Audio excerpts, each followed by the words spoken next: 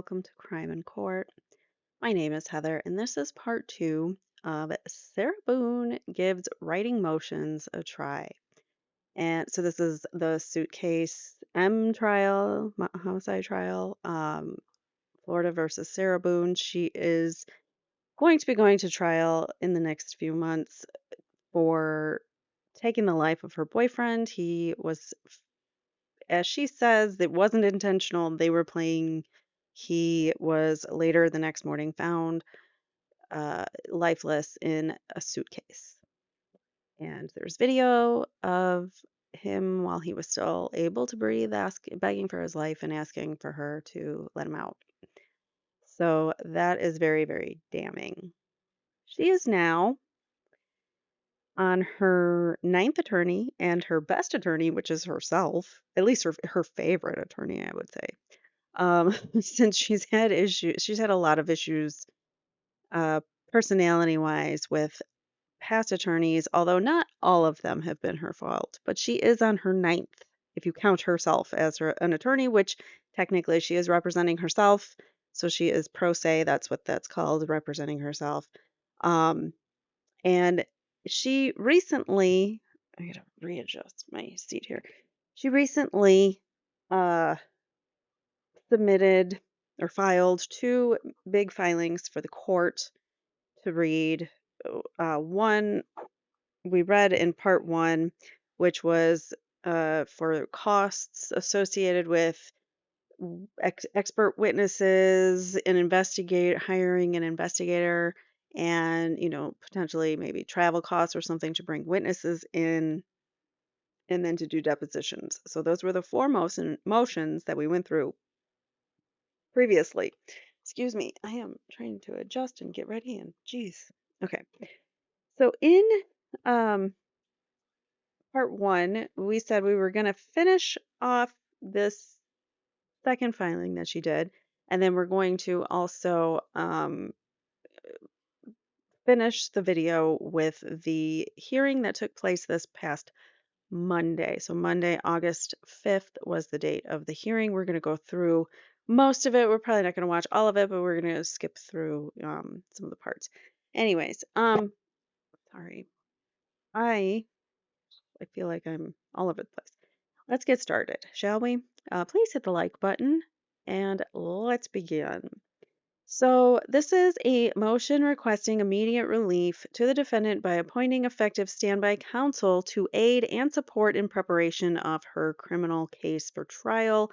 We read through the JAC's response to this, and they said you should deny it because, Judge, you've already denied counsel for her. Like, you've already thought this through, you've already considered counsel, and you've denied her counsel. So why should you give her standby counsel?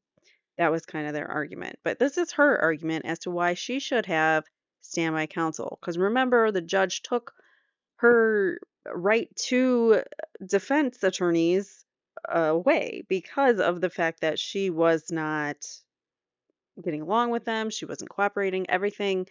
It seemed that she was continually making issues or problems where there didn't necessarily need to be, and or maybe she did have a valid reason or right, but the same kind of things kept coming up, was that they didn't have enough time for her, they didn't call her back, blah blah blah blah blah. So all those kinds of things. It seemed like she's very needy as a client to have her attorney like at her beck and call 24/7 is kind of what I'm thinking she wants, but I could be wrong. All right, so comes now. Sarah Boone, pro se indigent defendant, respectfully requests from the court immediate relief by providing effective standby counsel with all legal services allowed and included to assist and aid the defendant as a whole in the complex, vital procedural preparation with professional guidance during her forfeited right to counsel by the court as pro se attorney and in her proposed lawful representation of self in her criminal case. I'm surprised she didn't say in her forced position as pro se attorney, because she said that in the last motion. She said forced like three or four times in one document. All right, so the defendant's justifiable reasons for requested relief and assistance are as follows. Number one, the defendant's sixth constitutional right to counsel is being violated, unlawfully withheld, and forcibly removed from the indigent defendant under false pretenses, speculation, libel, and misconstruction. So it's probably not wise to tell the court that they are preventing you from having an attorney due to false pretenses, speculation, libel, and misconstruing the facts. When you're asking that same judge for a on a standby attorney, probably not a good idea, but what do I know?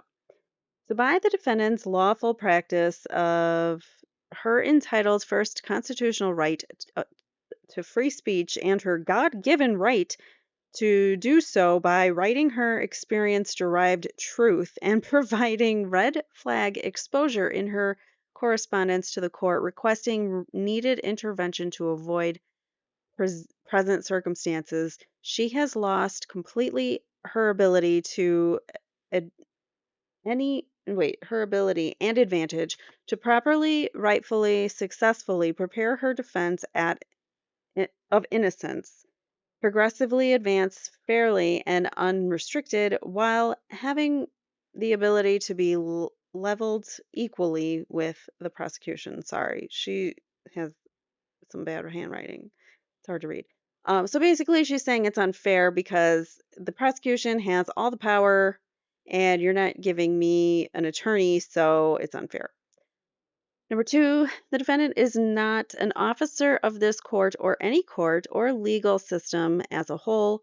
She is not bound lawfully under oath or certified in any professional means to be or act as a legal agent or representative, lacking requisite professional competency, experience, expertise in the field of law presently and historically. The defendant is defective and ineffective counsel to self as a result, which there so she calls herself defective and ineffective counsel for herself, which therefore will detrimentally impact and impede favorable justice to the defendant and the opportunity of a fair trial based on equality with an unprejudiced conclusion of her case. Regardless of whether they do give her temporary attorney or standby attorney or not, it's good that she has this on record because she is kind of appealing in this sense. She's kind of appealing the judge's um, decision to, or at least, appealing it for the record or holding it for the record. She's putting out there, why she needs assistance because she doesn't feel like she's effective. She doesn't understand the law. She doesn't have the skills and capabilities like a lawyer would. So she's asking for help. And if he denies it, that could be an appealable offense or an appealable action, I should say. Um, where she might her if she gets convicted and everything, then she could possibly appeal on the fact that she's her own attorney. Number three, the defendant is presently incarcerated, which is causing and will cause unfair burdens, limitations, deprivations, inaccessibilities, and unequal opportunities in and to her ability to complete tasks and timely responsibilities suitable to the vital defense of the defendant's life and livelihood, frustratingly. Oh, futuristically. Futuristically. Sorry. She probably is frustratingly writing this.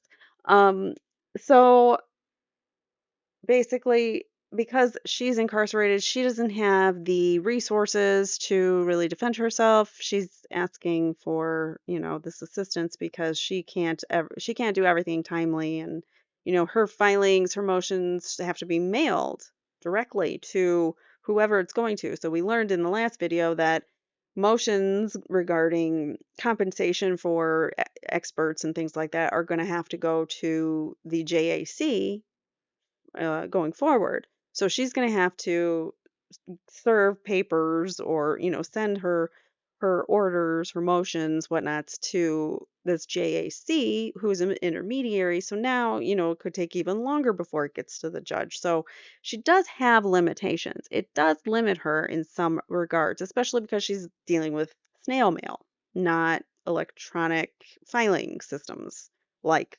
lawyers do. So that is, she has a point. Just saying. By the court rejecting professional, educated, experienced aid and assistance of effective standby counsel to and for the defendant in preparation and production of her rightful defense, results may be adverse from the unfair, disadvantaged, oppressed circumstances to properly thrive in her forced position. There she said forced, but she didn't capitalize it, so she's getting better. Forced position by the court of pro se attorney and representation of herself. Examples of said unfair burdens, limitations, deprivations, inaccessibilities, and unequal opportunities include: A. The defendant has not received from the court to, to date at this motion any of her promised discovery or case related materials submitted by former attorney to the court during the unannounced hearing on 6/28/24. With only 4 days to submit my demands and motions delegated by the court on or before 7/22/24. Number 6, the defendant has not reviewed from the court to date of this motion any of her promised discovery or case related materials submitted by former attorney to the court, with only 4 days to submit my demands and motions delegate. So she's complaining about she only had 4 days, blah, blah, blah. Okay. She had to get back to um, the court because they wanted to know, what expenses she was going to need, what experts, defense experts, depositions, those kinds of things, which is how she wrote her motions and said, this is because the court requested this and the due date was today, so I'm sending this now, blah, blah, blah. So, yeah, it was the same thing in the last motion. All right, so the defendant does not have access to a computer. That is a problem, but she will have access between, I think it's 8:30 and something. I don't remember what time at night, but she has to put it away at night and then it'll charge for the next day and just do it all over again. So she will have access to a laptop. She just has limited hours on when she can check it out from wherever, their inventory where they keep it. So she will have access to a computer. I'm not sure if she'll have access to internet, maybe limited access, but hopefully on that laptop she has some internet. E, the defendant has extremely limited, irregular access to basic tablets supplied by, what's that, OCCD? Yeah, Orange County Corrections Department. F, defendant has access to payphones for collect calls only, limited to 15-minute calls each. G, defendant does not have access to organizational supplies or production equipment, copier, printer, etc. So basically, she wants this lawyer to do everything that she can't do. So she wants a standby lawyer so she can be like, make me copies of this, do that. I think. I think that's what she's trying to get at. But I could be wrong.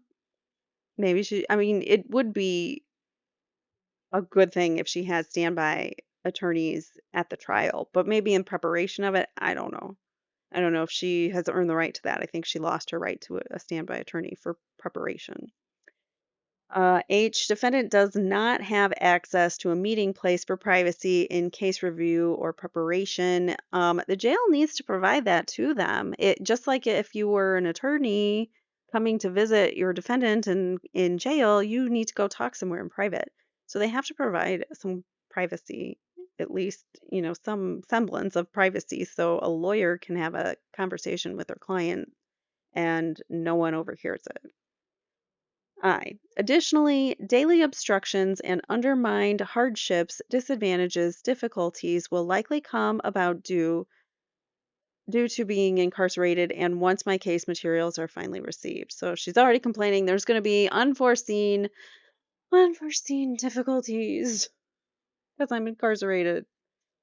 Continued application in reasoning and further lawful support of defendant's request for immediate relief with standby counsel to aid and assist in preparation of her criminal case.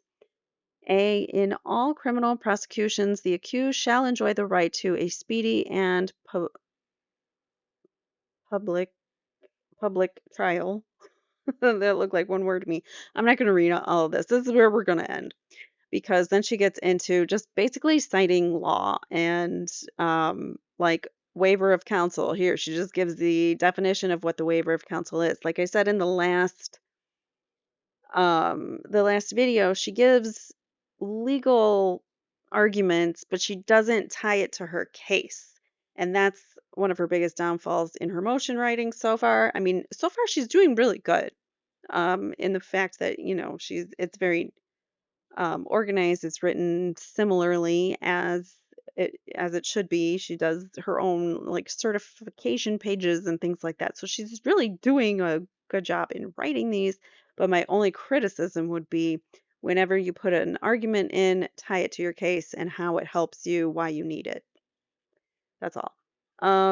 So like I said, the rest of it is basically copying and pasting, like Section 5, right to assemble. Why that's in there, who knows? Section 9, due process. She's just writing a bunch of stuff. So that she thinks somehow applies to her case, but without that connection, we don't know what her thought process is or how it applies. So it's very,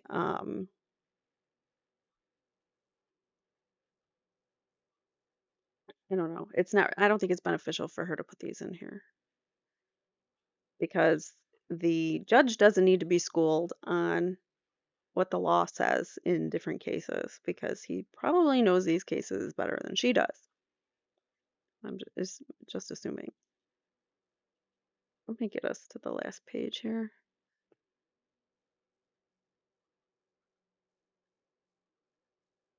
It's just big words. Okay, here we go. Um, she states the Supreme Court in some cases. So, yeah, you get the idea. That went on for several pages.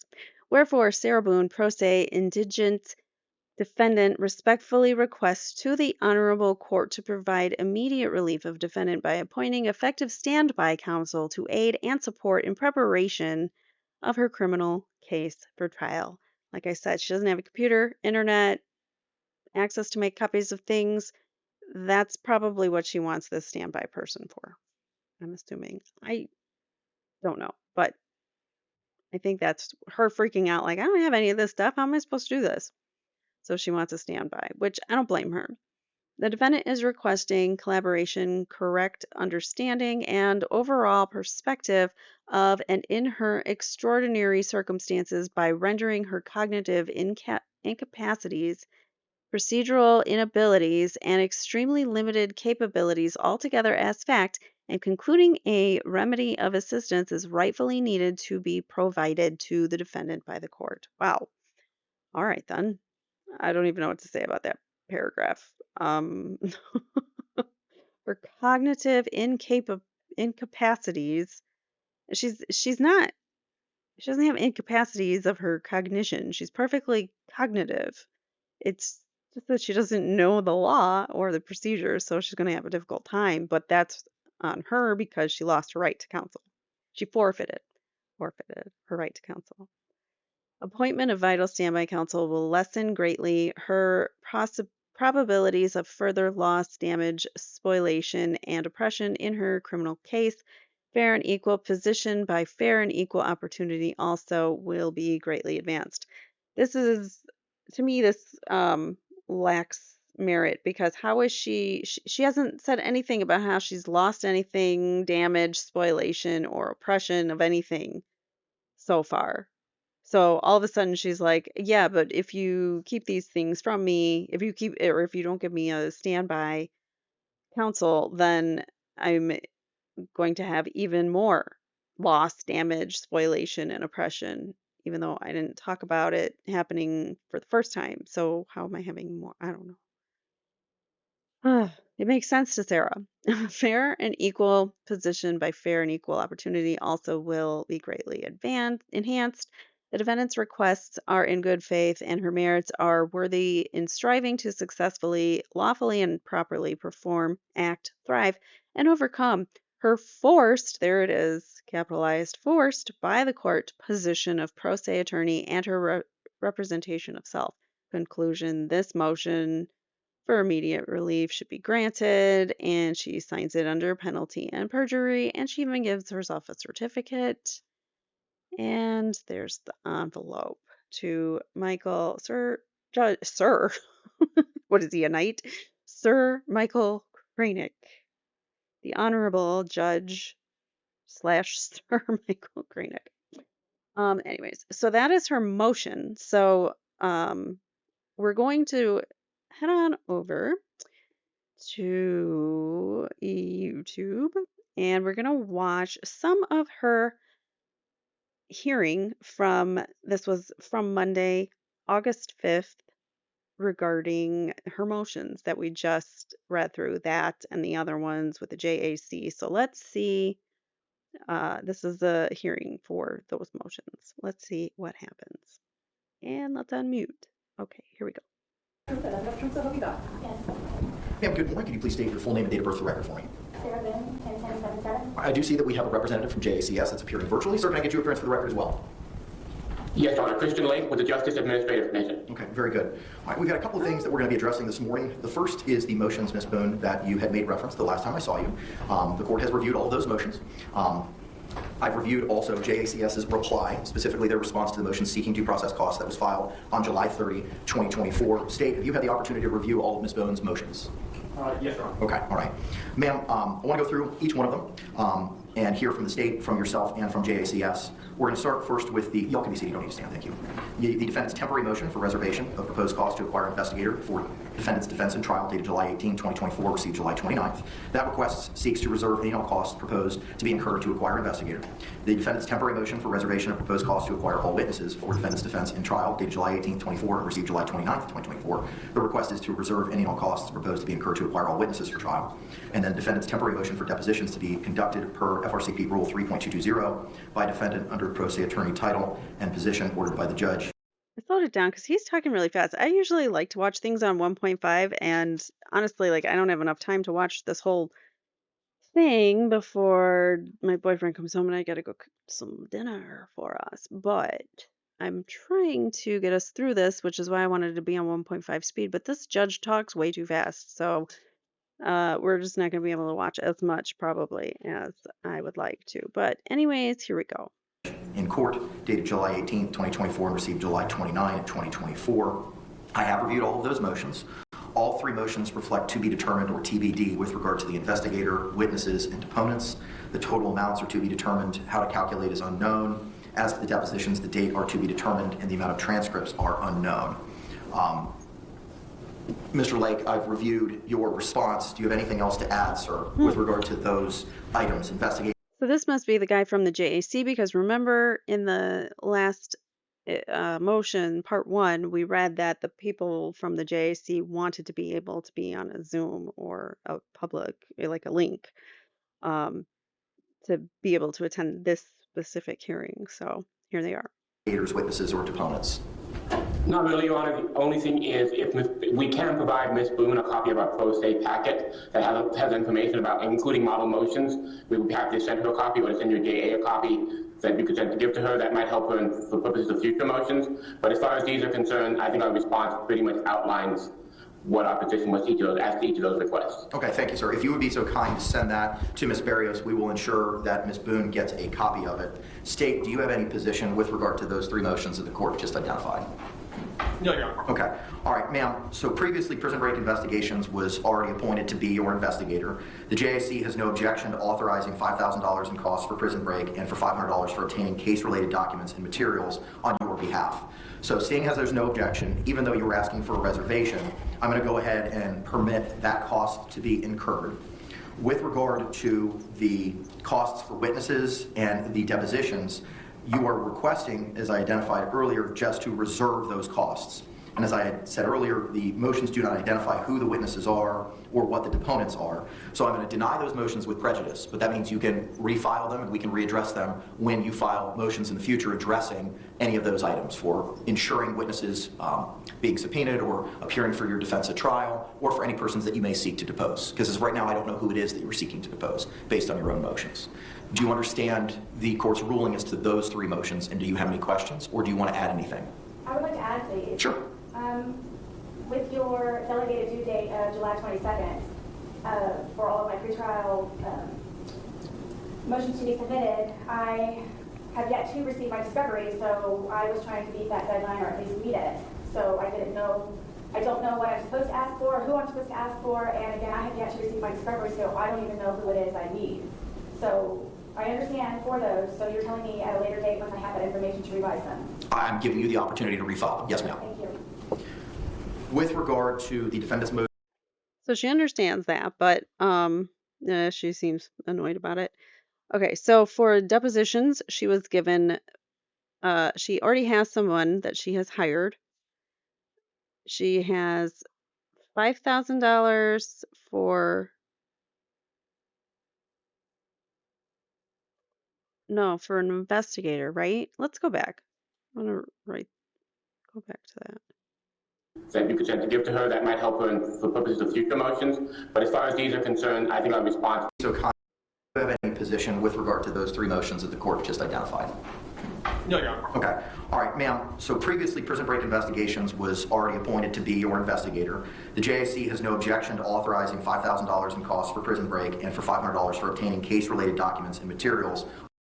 Yeah, okay. So for an investigator, I said the wrong thing. So she has an investigator, and the court is permitting $5,000 for fees towards the investigator, and then also $500 for fees for documents. I want to write all this down because I don't want to forget it. And then what were the other two that he just On your behalf. So seeing as there's no objection, even though you were asking for a reservation, I'm going to go ahead and permit that cost to be incurred.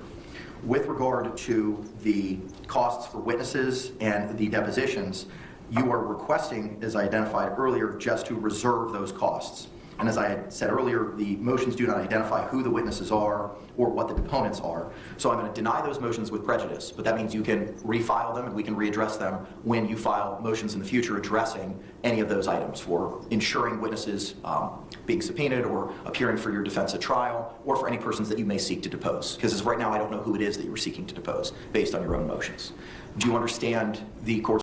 So all of the other motions. So he's granting her the funds for the investigator, but then the witnesses regarding like what if they have to if there's travel costs or lodging that is incurred by bringing witnesses here, and then also expert witnesses, whatever experts cost, testing that they may have to do, things like that, and depositions that she wants to do in the future. Those are all denied because she just put to be determined. So, I mean, we're probably not surprised about this, but she is able to file again. Okay, I just wanted to make sure. ruling as to those three motions, and do you have any questions, or do you want to add anything? I would like to add, please. Sure. With your delegated due date of July 22nd, for all of my pretrial motions to be submitted, I have yet to receive my discovery, so I was trying to meet that deadline or at least meet it. So I don't know what I'm supposed to ask for, who I'm supposed to ask for, and again, I have yet to receive my discovery, so I don't even know who it is I need. So I understand for those, so you're telling me at a later date once I have that information to revise them. I'm giving you the opportunity to refile them. Yes, ma'am. Thank you. With regard to the defendant's...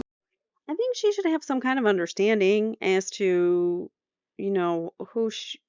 people that she might need, experts she might need, so, or who she wants to depose.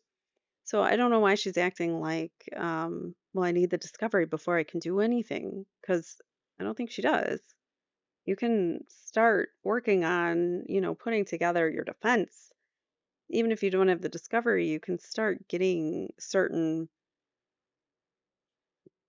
things in motion anyways. motion for reservation of proposed costs to, hang on. With regard to defendant's motion for reservation of proposed costs to acquire expert witnesses for the defendant's defense and trial dated July 18th, 2024 and received July 29th, 2024. Mr. Lake, anything else to add other than what is identified in your response? No, Your Honor. Again, the issue here is, with the exception of the mental health expert that's already been approved, there would need to be much more specific motions for these costs. Ms. Boone needs to include essentially what we included in our response. And again, the model motions that we will be sending to will have that information. Without specific information, neither us nor the court can make an informed decision on whether the requests are appropriate. Okay. Ma'am, the motion fails to identify any specifics. It has to be determined for your expert witness or witnesses. It does not identify the type of the witnesses. It doesn't identify the amounts. And it's difficult for me to identify the particular showing of need, which is what's required for the appointment of that expert. So again, I'm going to give you the opportunity to refile in the future a motion pertaining to any specific experts, identifying the specificity that JACS has requested in their response. So at this point in time, that motion is denied without prejudice, and you'll have the opportunity to refile it. Lastly is the defendant's motion requesting immediate relief to the defendant by appointing effective standby counsel to aid and support in preparation of a criminal case for trial dated July 18, 2024 and received July 29, 2024. The request, ma'am, that you are seeking in that motion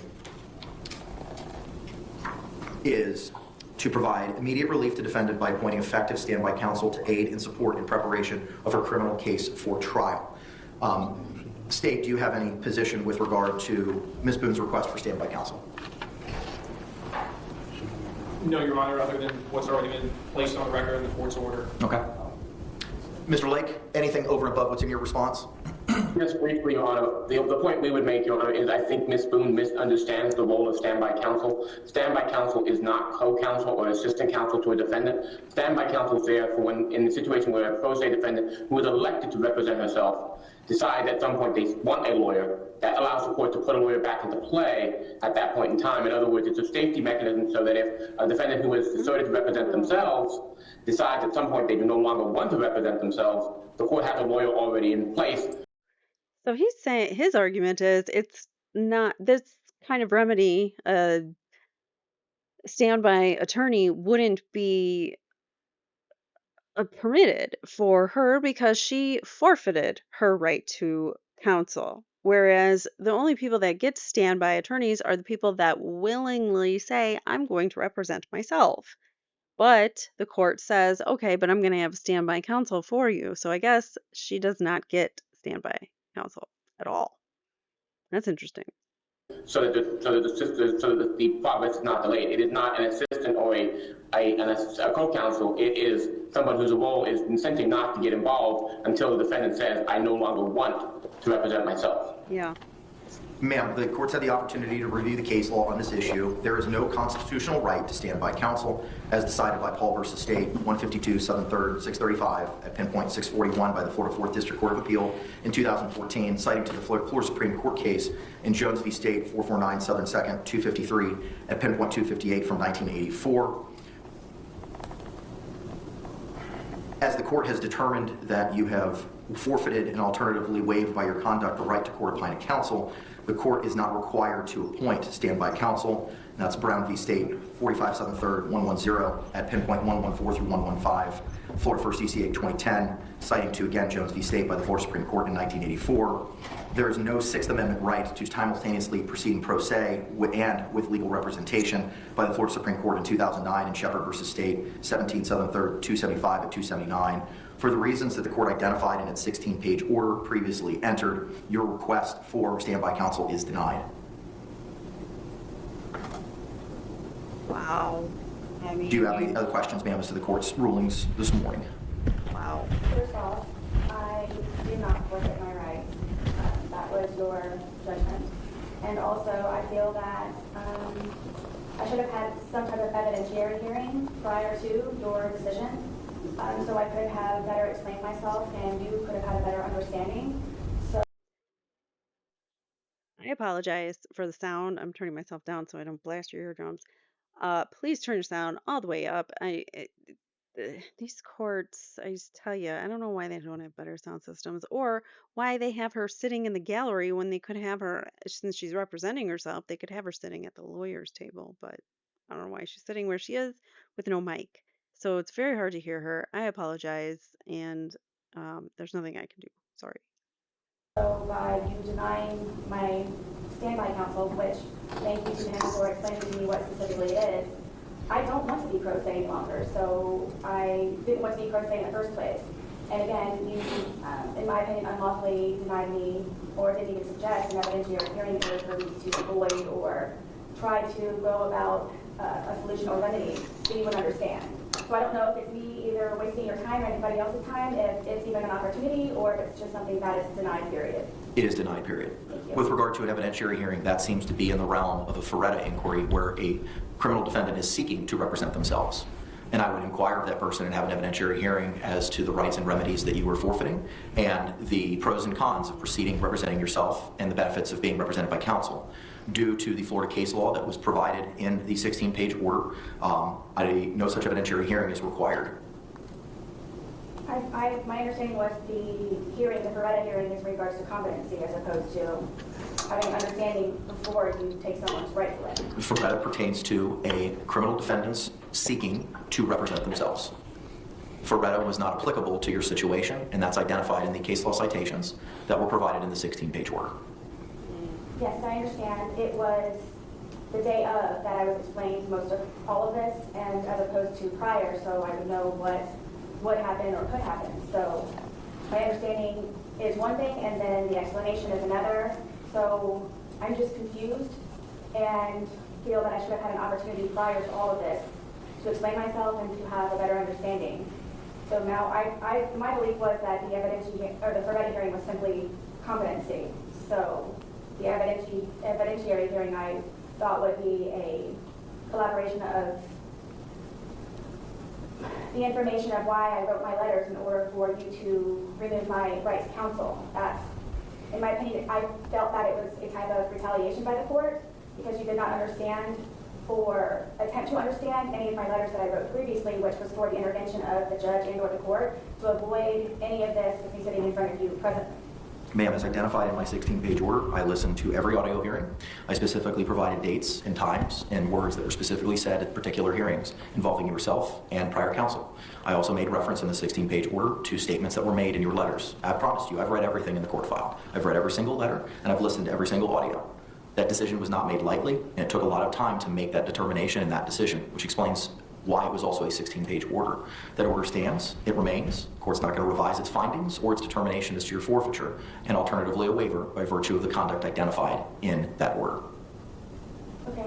I believe, in my opinion, the order is erroneous, and after I reviewed your 16-page order, there are quite a few incorrect entries, and some of them are based on perjury by the attorneys.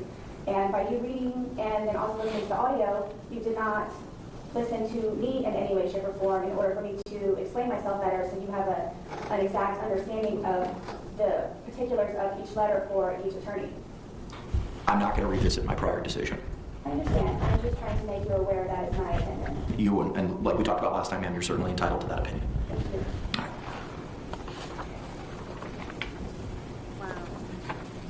All right. My judicial assistant has been in contact with the representative from the Orange County Jail, Sergeant Donald Casey, who is on his way in order to facilitate the transfer of the USB drives from prison break investigations. I do see that Mr. Lane is present. So as soon as he gets here, we'll be able to address that exchange.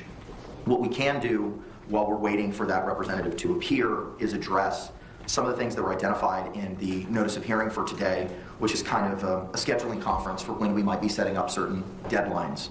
As of right now, the trial is scheduled for October 7th. The trial will be extended from 2 weeks to 3 weeks. So the trial will take place on October 7th, October 14th, and the third week of October 21st. October 21st is not this division's normal trial week. However, the court has obtained coverage for that week so that should this trial proceed into a third week, we will not have to scramble in order to find coverage, and that we'll be able to efficiently proceed with any evidence or testimony on that third week on October 21. Pretrial was scheduled for September 24th at 1:30. The court typically has its regular trial case managements on that Tuesday. Due to Ms. Boone representing herself and some of the complex issues that may be involved in this case, I'm inclined to change the date of the pretrial so that we might be able to have our own pretrial separate and apart from all the other cases that may be set for that same trial period.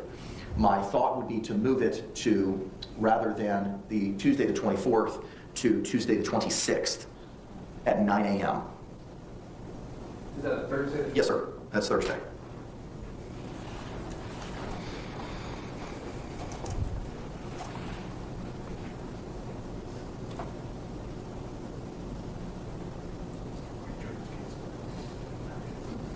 That's acceptable to the state.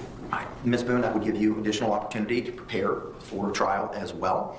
Are you amenable to changing that date to September 26th at 9 a.m.? So an additional 2 days? Correct. You would still have that time to prepare regardless if we have the hearing on September 24 or September 26. I'm just moving it so that we don't have 50 or 60 other cases and I can focus more attention on your case specifically. Of course. Okay, all right, so pretrial will be rescheduled till September 26th at 9 a.m. One of the issues that I wanted to address was deadlines for production of the state's exhibits and the defendant's exhibits. Now, I'm mindful, Ms. Boone, that you have not reviewed some of the documents that may have been provided. I know most recently, Ms. Cashman spent 20 hours with you alone going over questionings and reviewing some of the materials. I don't know the breadth and scope of what was reviewed to you, but some of it may have been reviewed to you based on counsel's representations. State, I want to address with you first, because Ms. Boone hasn't reviewed the discovery yet, as to what your position is with regard to assembling or finalizing an exhibit list or your exhibits for trial. As far as providing a list of the specific items that the state seeks entry of? Correct. I do want it before pretrial. So let me just kind of lay the map for what the court's thinking. The court would have the state provide a exhibit list and a witness list by X date. Ms. Boone would have the opportunity to look at that list. We would then have a hearing where all of the exhibits would be shown to and provided to Ms. Boone. They would be provided on a USB thumb drive. They could be utilized with a laptop at the jail. And then she could view all those exhibits here in open court.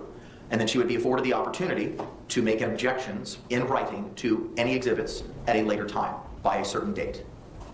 I guess one of the concerns would be that if the state identified specific items that we would seek entry of, depending on the course of the trial and the questioning, there may be other items that have already been disclosed in discovery that may necessitate being entered in, would potentially not be part of this original witness exhibit list. Items that were in the discovery, but if that makes sense. That does make sense, Yeah. and I understand what you're saying.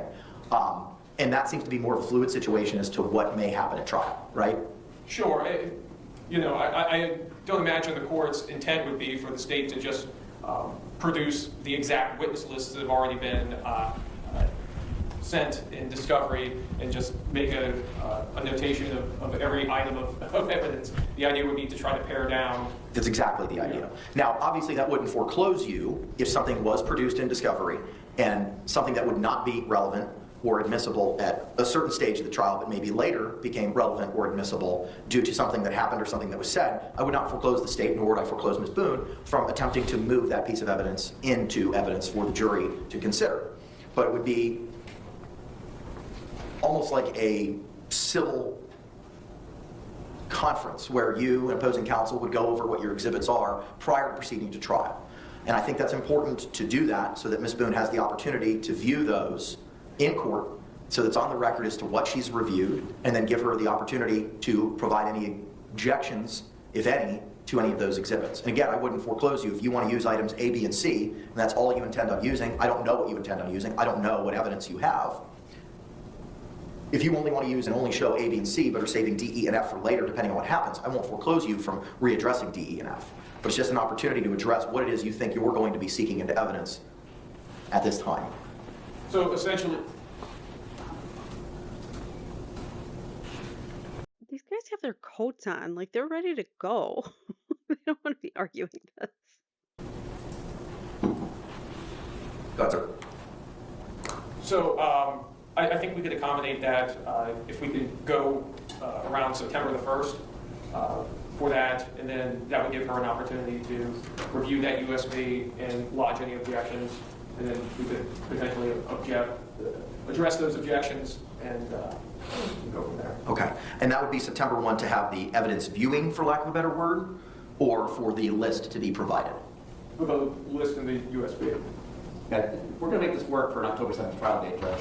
I think September 1st is probably about the right time frame to have this in-court hearing to begin lodging those objections if she has any. My next question is, are you expecting the physical evidence to be brought here into court by a CSI so that she can potentially open it?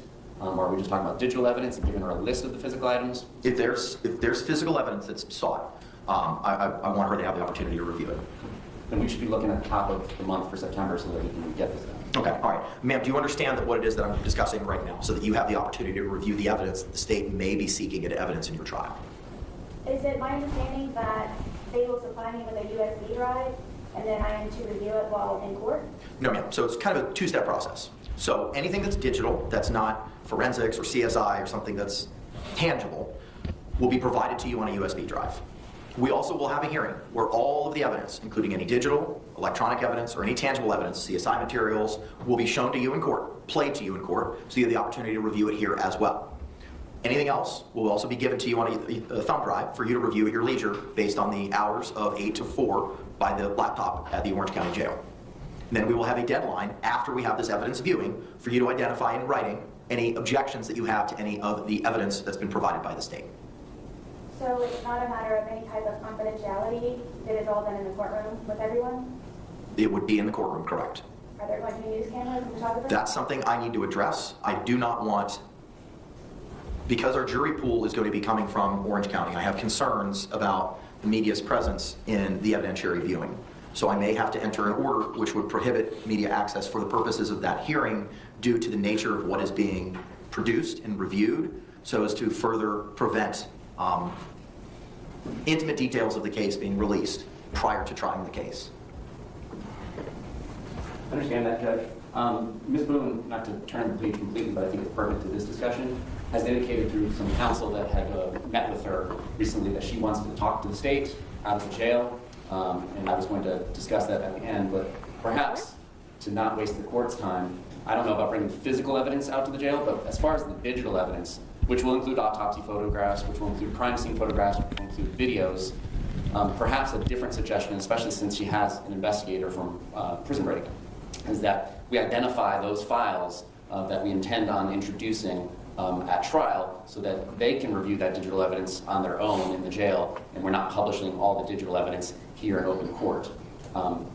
That should allow her the opportunity to lodge any potential objections, such as duplicative or any other objections she may want to raise about autopsy photos, so on and so forth, without exposing all of the digital media to the public. As far as the physical evidence, the state doesn't have any real concerns about the media covering that. She can open those exhibits, or somebody with scissors can open those exhibits for her if there are any exhibits she wishes open in the witness box where it's concealed from the media's eyes. So those are my suggestions, and then later we can turn to her request and we can put on the record how we would go about going out to the jail and meeting her. The only concern that I have with that is I don't have a record as to what it is that she reviewed. My suggestion would be that because this is in the context of plea negotiations potentially, I would be out there, Mr. Cacciatore would be out there, and our investigator would be out there, and we would record it, the conversation that we have, of course, and that would all be protected because it would be in the spirit of plea negotiations under the evidence code. And then we can all file in writing, the state can file in writing, these are the videos that we are going to use, these are the particular photograph numbers from the crime scene and from the autopsy photographs that we're going to use, and then we can have the defendant sign off on that as well, so that it's documented as to what was told that she would be facing at trial, and either she can review it with her investigator or she can review it with us, being present, and then that way the digital evidence is now in the open. Okay. Ms. Boone, what are your thoughts on that? I'm a little lost. So it's an option of reviewing what the state has with my investigator and then be able to come with the objections and everything? That is correct. I'm clear on having all of my evidence being in sealed bags and for me to be able to inspect them to be here in the courtroom. I don't know how the attorneys have done any of this prior, but I don't believe that it was in the courtroom. So I'm just trying to protect myself against the media. I'm not sure at this point what is even suppressible that is available on the internet. But at the same time, though, it is my understanding that I should have some right to privacy in reviewing the evidence. So I didn't know if my investigator and I are able to collaborate prior and view and then come to court with everything finalized and ready to go with answers. I'm certainly going to give you an opportunity to meet with your investigator to address it. The question is just the method of how to do it. The state's proposal is digital. They would meet with you, identify specifically digitally what videos, what photographs they intend on utilizing, and anything that may be physical, CSI, etc., would be addressed here in open court. Just so the court and the defendant understands how physical evidence viewing would operate normally, the defense attorney and or her or his investigator would come out either to the sheriff's office or OPD's evidence center, whichever agency, and they come and view it, but it's done in the presence of the state, it's done in the presence of law enforcement, it's done in the presence of the CSI for the chain of custody. So attorneys don't get privacy when they're reviewing the physical evidence either. So that wouldn't really be any different than if she's doing it in the witness stand or wherever would be deemed suitable in the courtroom. I think that's the most appropriate way to have the opportunity, ma'am, to review the evidence. I can't release that evidence to Mr. Lane to bring to the jail for your review because of the chain of custody issues concerning some of the physical evidence. So CSI would have to be here just like an evidence viewing at the sheriff's office or elsewhere where counsel just identified. And I cannot bring you anywhere else other than here, and I can't release you to anywhere else. So I think the only solution that we have is to have the evidence viewing here with regard to any of the physical evidence. Why is it that it cannot be transported anywhere other than here? Because I cannot make a record anywhere else of what you saw or what was reviewed. The only opportunity for me to make that record is here in court. What did prior attorneys do? That was already identified by the state. I know I'm trying to keep up with everything. What was the answer, please? So an attorney who's doing an evidence view would come out to the law enforcement agency's evidence warehouse, for lack of a better term, and then in the presence of the state attorney, the CSI, and the lead detective, they look at the package, and if they deem any particular package worthy of opening and examining, they can do that. We can have the CSI bring butcher paper here so that any particular item can be opened, put on fresh butcher paper, and then changed out between exhibits so that there's no contamination. And then you can examine it. If Mr. Lane or any other representative from his organization is here, he will have the opportunity to photograph those exhibits once taken out of the packages. And that's essentially how an evidence viewing is conducted. Thank you. You're welcome. And again, please, would the media be involved in that? That's a conversation that I need to see if I can exclude them from participation or viewing that proceeding.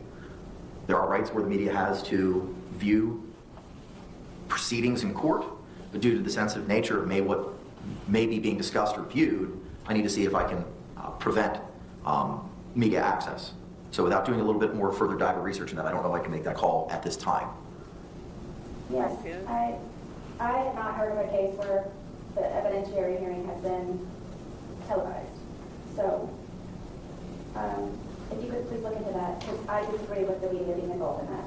I understand your position, and again, for the reasons that I stated earlier, I'm trying to prohibit as much as I can from dissemination to the public, especially some of the exhibits that the state may be seeking to utilize.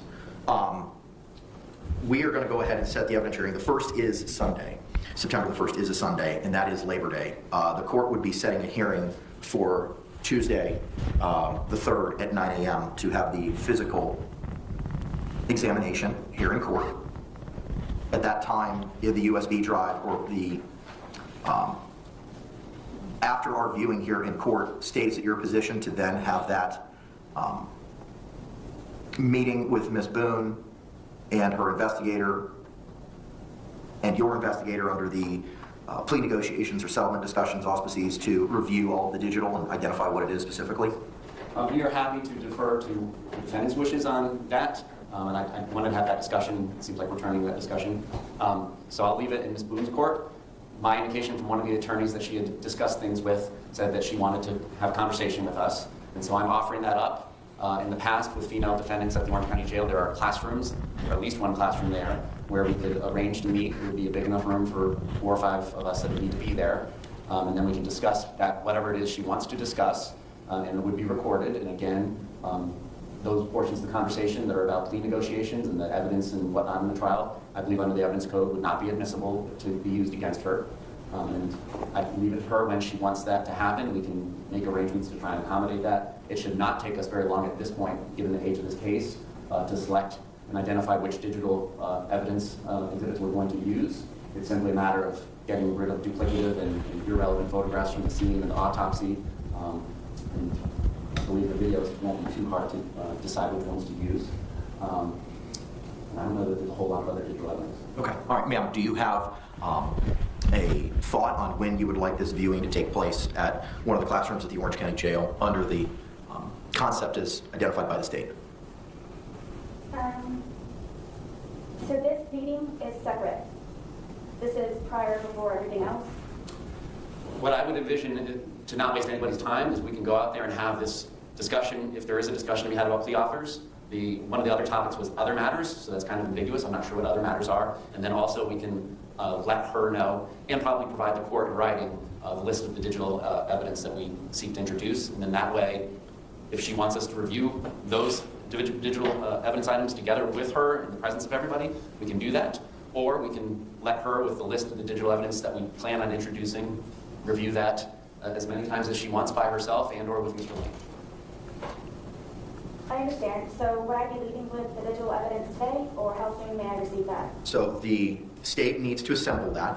So my thought would be to have that meeting, ma'am, on the 3rd of September. So we would have a hearing at 9 o'clock in the morning where the physical evidence would be reviewed here in the courtroom.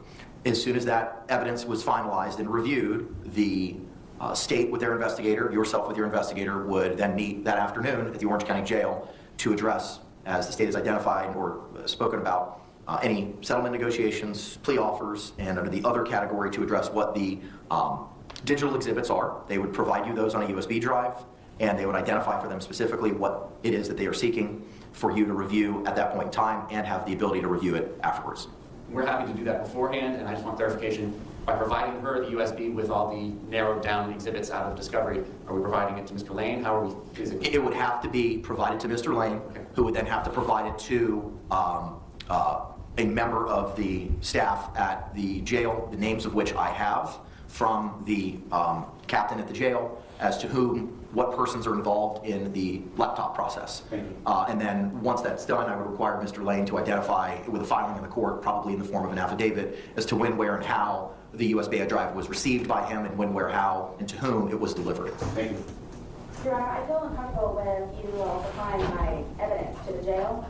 So I don't know if there's a way that, I don't know if you are aware, but my jail phone calls have been released, and there's a lot of things that have been released from the jail.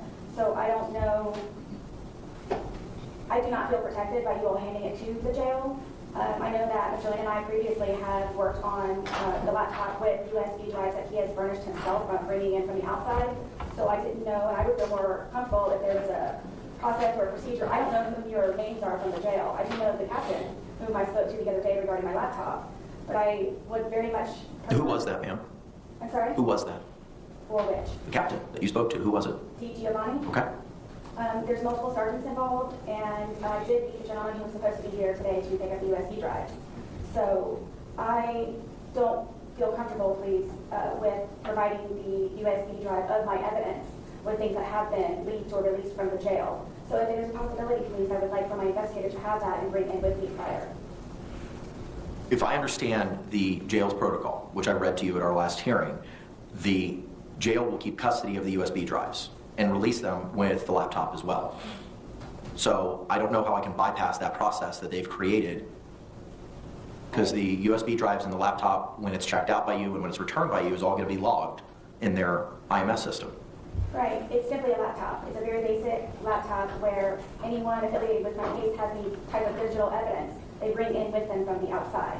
It's simply a basic laptop that we are able to utilize at the Orange County Corrections Department. That's how we have done that prior. So I don't know what it is different, and I don't know the jail protocol because no one's included me. You were provided a copy of it through the court filing, and I read it to you at the last hearing. Your understanding is different than my understanding because my contacts from the jail are telling me something different. Who? There's, What are their names? There's multiple sergeants. What are their names?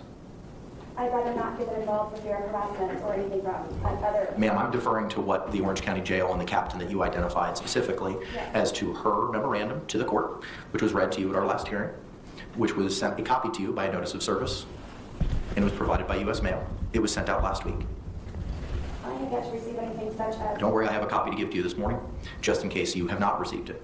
Yes, the last thing I have is your order that you provided me with the implementation of your USB drive Okay. option. All right. So anything that you are speaking of in the meantime, I do not know, and it was served by process, It was served by U.S. mail. by U.S. mail? Yes. I actually have 3 motions, please, if I may submit them to you. In a moment. Yes, in the process of, because the address that you are, I'm guessing, sending these to is incorrect. I received your letter addressing the address issue. That's been remedied. So the appropriate legal mail address will be utilized. It was simply a clerical error, and that has been remedied. But regardless, I did read to you at our last hearing the protocol for the USB drive in the jail. The court is inclined to follow the Orange County Jail's protocol with regard to the USB drives. So the evidence, digital evidence that the state seeks to admit at trial will be put on a USB drive, delivered to Mr. Lane. That will be delivered to a representative from the Orange County Jail. And Mr. Lane will thereafter file a filing with the court in the form of an affidavit identifying when he received it from the state and who he gave it to, when he gave it to, and what representative of the jail he gave it to. So it goes from the state to Mr. Lane to the jail. For the purposes of indexing it, for the purposes of their records, under the protocol, and then it will be available for your use. So if I want to see all of my evidence digitally, I need to contact someone at the jail. No, ma'am. The evidence that were in the 2 bankers box that Mr. Lane digitized for you is going to be provided to the jail. That's going to be provided with a laptop to you. And that's available to you from 8 a.m. to 4 p.m. every day in the protocol that I read to you at our last hearing. Yes, and I will speak to the captain just to be aware that everyone that it is in the process, because I do not feel comfortable with any of this, and I do not feel protected either by the courts or the jail system. So for right now, I don't know if it can be postponed or if it's something that I need to write another letter to. Everything takes longer in jail, so by me trying to get a hold of the captain nonetheless, it's going to be a feat in itself. So I want you to know if anything that I am in the process of trying to reach out to the captain. I don't know if she'll be here today or if it'll be the contact person. So in the process, I am working on speaking to the captain because I do not feel, like I said, that I am protected in any way, shape, or form by the Orange County Corrections Service with withholding my evidence in any way, shape, or form. Okay. The court's going to follow the procedure as I outlined at the last hearing. She's going to keep doing this.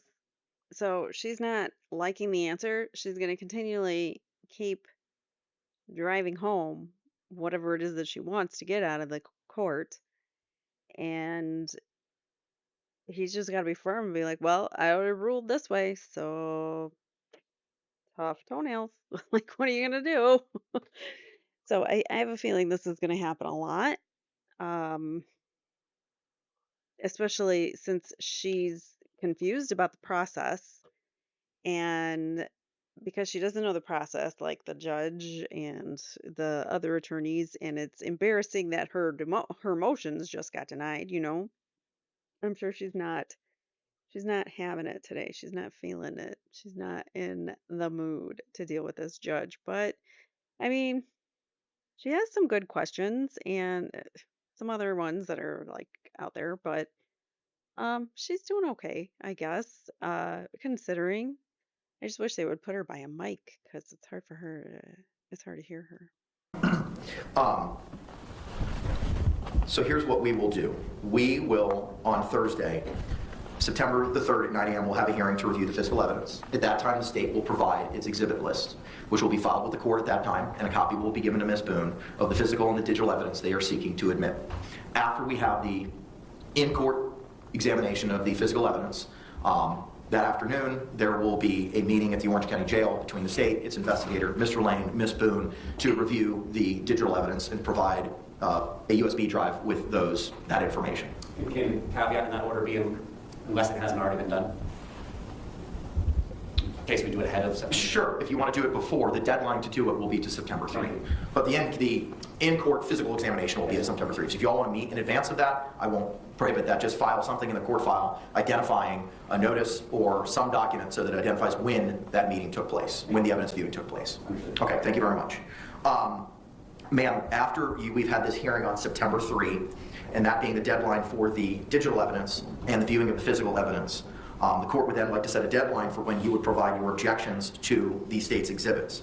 Mindful that this will take place on September 3 and that we have pretrial set for September 26th, and if we need to have a hearing with regard to those objections, my thoughts would be to give you 2 weeks until the 17th to lodge your objections.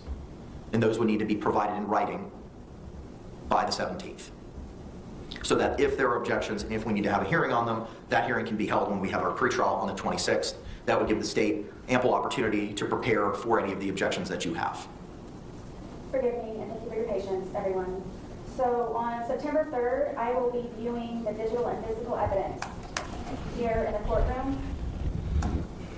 Correct. And then later that afternoon, I will be meeting with the state and my investigator. If they don't meet with you prior to that date. The deadline for the state's investigator, your investigator, and yourself to meet to review the digital evidence would be no later than the close of business on September 3. I've outlined for when I would like it done, but if the state wants to meet you in advance of that date, they can do so. Yes, please. If I may ask, please, what is your name, sir? William J. Could you spell your last name, please? J-A-Y. Don't get past that. And what is your affiliation with the state? I'm the homicide unit chief. Yes, please. And I am okay if you would like to meet prior, so less time is consumed on the day of our meeting, supposedly on the 3rd. So I assume you have availability. Should I meet with Mr. Lane to discuss his availability so we can get out there this month? Yes, please. Then you can do that, and like I said, Mr. J, if you could file that notice, Yes. just to identify when, that would be most appreciative. So ma'am, understanding where we are with the viewing, what is September 17th for the deadline for your objections acceptable to you? Yes, and if I may please raise the point that I have a motion here in regards to, well, I'm in the process of working on it for the laptop. I do not have my discovery as of yet, and I do not have a laptop as of yet. I do not know what hiccups may be involved. There's a lot of hiccups with the jail already. So I'm trying to figure out when and where I'll be able to view anything. So there's a rate restriction also that is being put on the laptop usage from 8 to 4. I'm unable to utilize my time to the full extent. Also, I have a motion here to receive my hard copy evidence because when the laptops are in What does that mean? She's unable to utilize her time to the full extent. What? I'm unable to utilize my time to the full extent. Also, I have a motion here to receive my hard copy evidence because when the laptops are in quote, the laptop is in quotes, closed for the day at 4 p.m., I can therefore pick up using the hard copy evidence. I haven't had the opportunity to review the motions that you're speaking of, neither has the state. We'll address them today. I don't have a problem doing that. I'm just not going to do it right this second because I haven't had the opportunity to review them yet. Yes, and I'm just explaining myself in the meantime, please, so you are aware of what I have already thought of and am trying to ease the pain of everyone with me trying to figure out how to do everything and when and do it appropriately. But I just wanted you to know that by 3, and I have that to also be looked over. Okay. Please. 9/17, if that has to be changed, then I'm okay to do that. I'm trying to set deadlines now, ma'am. And that will give you 2 weeks to review the physical evidence. You'll be provided the digital evidence, it seems, in advance of that September 3rd deadline. And that may give you more than 2 weeks to review and lodge any objections. This is just for the evidence? Correct. This is only addressing any objections to the evidence that the state seeks to admit. The digital discovery, is any of that included in that? Yes. Okay. I'm very weary to make any type of deadline. Well, we're setting them today, I understand. So the 3rd is a what day? Thursday? Tuesday. So the 17th would be 2 weeks later, Tuesday the 17th. And that is me coming with my objection. That would be you filing your objections in writing with the court. And to the extent we would need to have a hearing on those objections, we would have them when the pretrial or trial case management conference is set at 9 a.m. the following Thursday, the 26th of September. I'm sorry, what is on the 26th? That's when we're having our pretrial or trial case management to address any last minute issues regarding trial.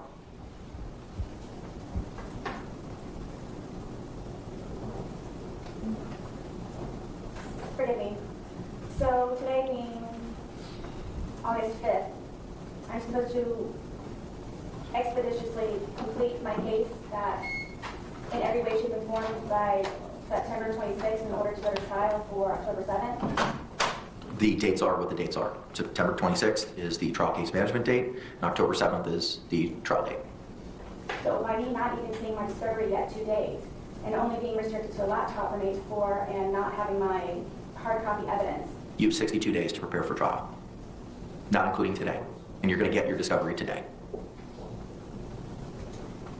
Wow. wow. So in over 4 years, it comes down to me representing myself in 62 days? I'm not going to answer that question. Pretty much. Am I supposed to? What now we're addressing, ma'am, is September 17th, Right. the deadline, which is 2 weeks after having the physical view of any of. She's finally starting to feel the gravity of the situation. She has 62 days to prepare for trial. She's in completely over her head, and she's just realizing now that she can't talk her way out of it with this judge. The physical evidence. It sounds like Mr. J is going to try to meet with you pretty promptly regarding the digital evidence.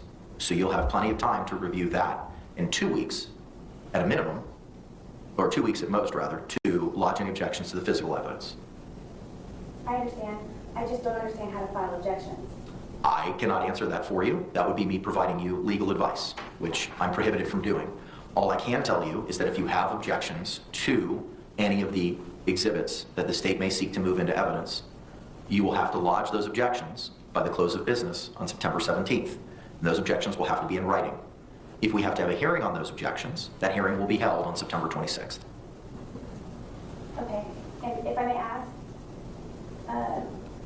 are these being delegated or I'm being incorporated in this in order for me to be able to say yay or nay? I don't know what that means. What do you mean delegated? Are you delegating to me as you delegated everything else in regards to taking my counsel and all of your orders? You are representing yourself for the reasons that the court identified in its 16-page order. It is your responsibility, as you are representing yourself and proceeding pro se, to comply with the court's orders and deadlines. So if you have objections to any of the exhibits that the state may be seeking to offer into evidence, be it digital or physical, based on your review of those, the deadline to submit those in writing would be on September 17th. Okay, so you're making statements, so I don't have any say in it. I've asked you what your thoughts would be as to when. You've never provided me in a disagreement with regard to that date as of yet. You've asked questions about your motions that I haven't seen yet, your desire to have hard copies, which we addressed at the last hearing, but I'll be glad to address it again today. You have yet to tell me that that date's unacceptable for you, and if so, why?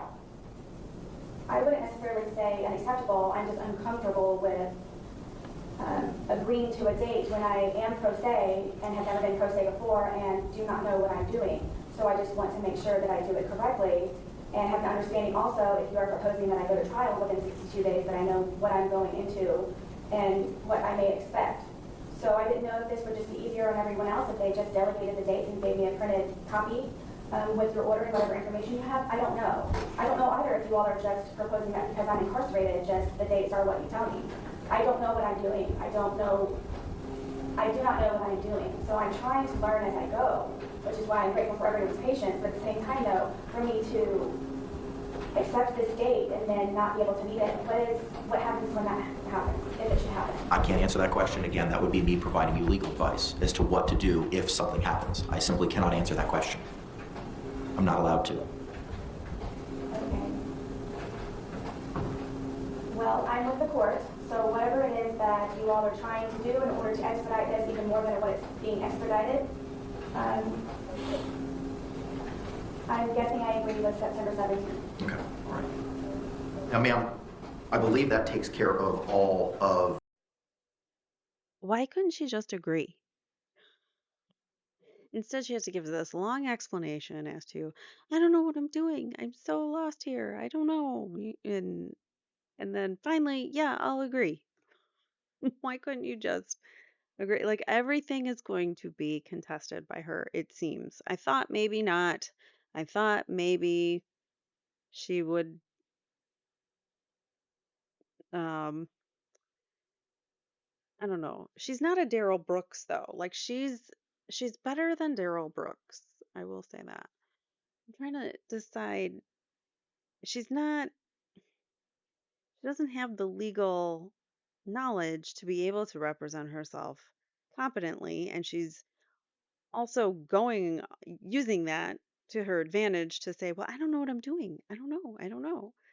I'm pro se now. You're forcing me to be my own attorney," which she keeps saying. So, yeah, because you've forfeited your right to an attorney because of the way that you treated them all. The deadlines with regard to the state's exhibits. Now I want to address deadlines for any exhibits or witnesses that you may be seeking. I am mindful that you will be receiving the discovery today and that you have not had the opportunity to review some of the items that may be in the discovery. So how much time would you like to provide to the court the list of exhibits that you may be seeking to enter and the list of witnesses that you may be seeking to have testify in a defense should you choose to put one on? Please understand that I do not have access to a normal phone. I don't have access to a normal phone at normal hours. So I am trying to overcome the hurdle of trying to, number one, locate any of my witnesses, and then also try to communicate with them on a payphone only telephone call that I do not have regular access to, and that are limited to only 15 minutes that I have to share with 62 other inmates. The judge doesn't care about any of this. He can't change it. He can't do anything about that. You're in jail because of your own actions, most likely, allegedly. I'm just saying allegedly because it's alleged, but whatever. Because she's not convicted yet. But the reason she's where she is because of her own actions, and the judge is not and cannot do anything about the jail. He has no authority over the Department of Corrections. They are their own entity, their own organization, treating prisoners however they want. So it really doesn't. The jail rules have nothing to do with orders from judges anywhere. It's up to the jail to decide. So he can't change it. That is a hurdle, please, that I need for you to please take into consideration in order for me to be able to try to determine my witnesses, to determine any expert witnesses. May I ask, please, does the laptop have internet access? I'm unaware. I'm unaware if it does. To view any documents? I'm unaware. I can't answer the question that I don't have an answer to. I'm unaware if it has internet access. Whom is it that I need to speak to in order for this? We may be able to inquire of the jail representative who is appearing for the hearing this morning, and if not, the captain may be able to provide that information, but I do not know if it has internet access. May I ask your contact names from the jail? Give us 1 second. Please, and also, because of the court's error of sending my information that you're referencing to the incorrect address, could you please provide me a copy of that also? What is it that you're asking? The protocol, ma'am? That was what was most recently sent. I don't know. Whatever it is, the last thing that I received from you in the court was the hand delivery of the order regarding Sure. USB. I have a copy that Madam Clerk's already printed out of the protocol. We will have the deputy hand deliver that to you right after. What did I do? Oh, I sent it to Anita. That's why. Give me a second. I'll have Madam Clerk print that out for you right now, ma'am. Thank you. So, understanding that as of right now, you do not have hard copies. You'll be provided digital copies. And to review all this evidence, ma'am, when in time do you feel comfortable in providing the court and the state the list of your witnesses and your exhibits that you may be seeking to introduce? I'm going to go with to be determined because I just explained also, please, that I do not have access to a regular phone. I need to locate anyone. I need to do research. I don't know if I have internet access to anyone. I don't have a phone book.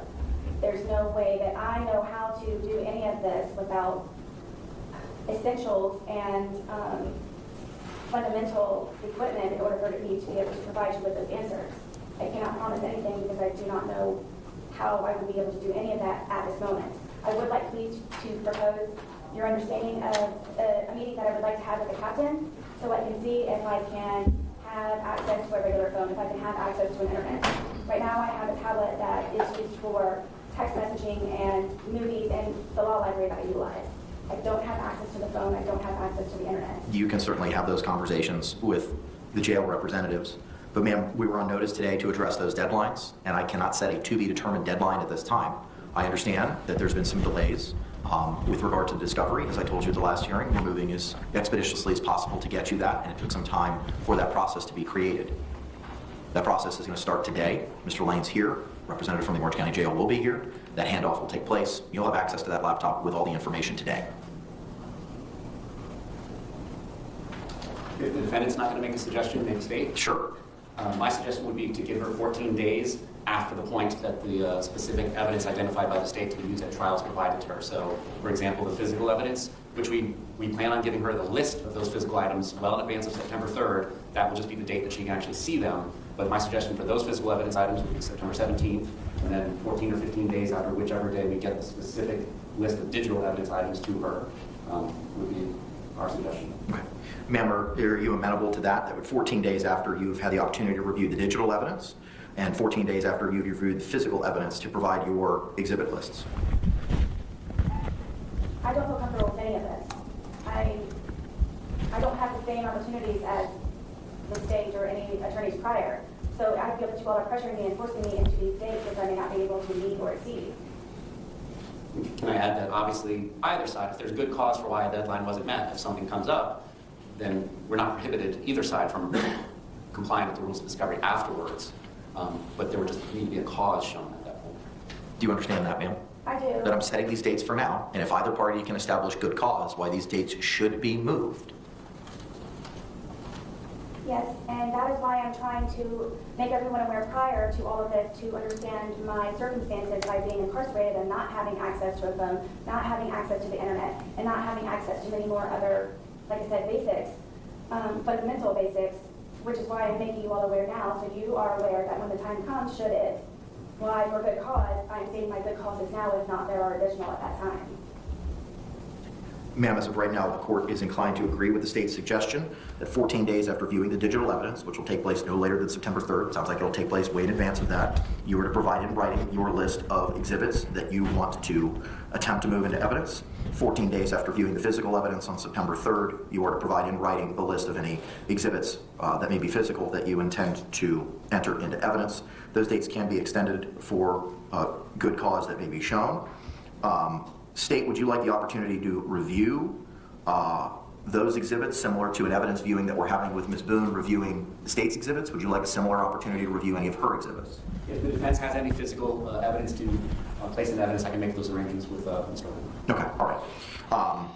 I will set a deadline for the review of September 26th. Thank you. Is the review that you're speaking of, please, for my exhibits and witness list? That is correct.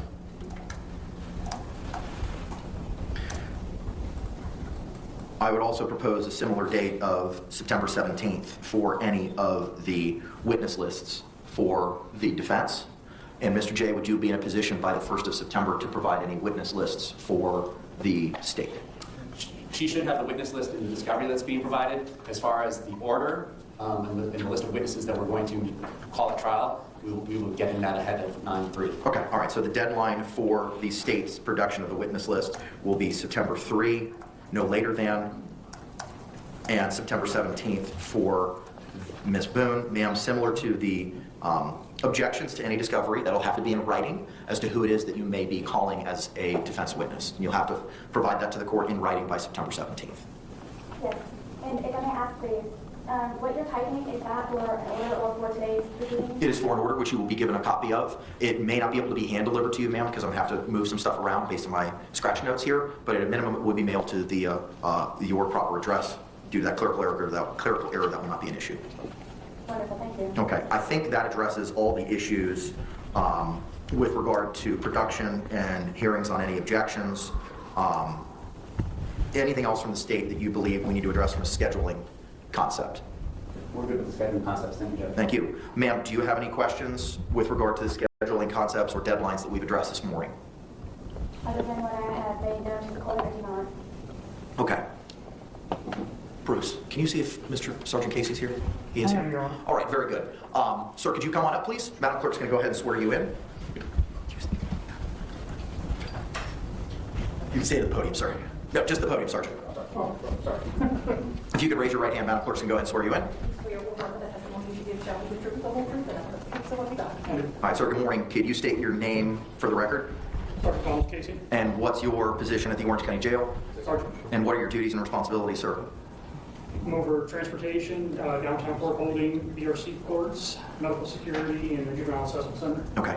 Are you aware of the protocol that Captain DiGiovanni created with regard to Ms. Boone's use of the laptop? I am. Okay, all right. Have you had the opportunity to review that protocol? I have. Okay. Mr. Lane, can you come on up here, please, sir?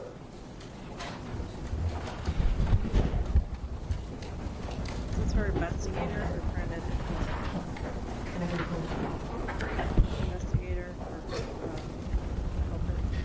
Sir, good morning. Could you raise your right hand? Madam Clerk's going to swear you in. You swear or affirm that the testimony you give shall be the truth, the whole truth, and nothing but the truth, so help you God. I do. All right, sir, good morning. Could you state your name for the record for me? Willie Lane, And what's your affiliation with Prison Break Investigations? I'm the owner and chief investigator. All right, sir, last time I saw you, I had tasked you with digitizing 2 bankers' boxes of information, and you said that you would endeavor to accomplish that task by today, understanding that you were out of town for your son's wedding. I hope you had a great time. Were you able to fulfill that task, sir? Yes, sir. Okay. How many jump drives or drives do you have? Of the digitized information, there's one of those. This drive here is a copy of all digital discovery that I have in my possession from Ms. Boone for the court's needs if they wish to facilitate that through the, figure it'd be easier to facilitate it now through the jail than me trying to bring it in myself. That's exactly my thought. So you've shown to me, sir, a small thumb-sized USB jump drive. That USB jump drive is the information that was contained in the 2 bankers boxes, correct? And the other jump drive that was the larger of the 2, that jump drive is any digital information that you've had previously by virtue of being the investigator. Yes, sir. Okay, all right, the record's going to reflect that information is going to be hand-delivered by Mr. Lane to Sergeant Casey. So Sergeant Casey, you please take custody of those 2 thumb drives. And I'm going to ask you, sir, to comply with the terms of the protocol, to have those added to the laptop. It'd be available for Ms. Boone's use today once she's returned to the Orange County Jail. Do you have any questions for Mr. Casey? No, Your Honor. Okay, sir, thank you very much. If you could proceed with that task, I appreciate you. Thank you. Mr. Lane, you took custody with you, sir, as well. Well, before you leave, Sergeant Casey, state, do you have any questions for him? No, Your Honor. All right, ma'am, do you have any questions for Sergeant Casey regarding his compliance with the protocol as provided to be by the captain of the jail? Mr. Casey, could you please make note to Captain DiGiovanni that if she has time at some point, as soon as possible, to please sit down with me for about a half an hour to go over quite a few things that I need to have resolved? I'll inform her. Please, in regards to the laptop. Okay. Thank you. Thank you very much, sir. Mr. Lane, when we were last here, you also had 2 bankers boxes. Did you bring those back with you, sir? Yes, sir. Okay, could you bring those back up?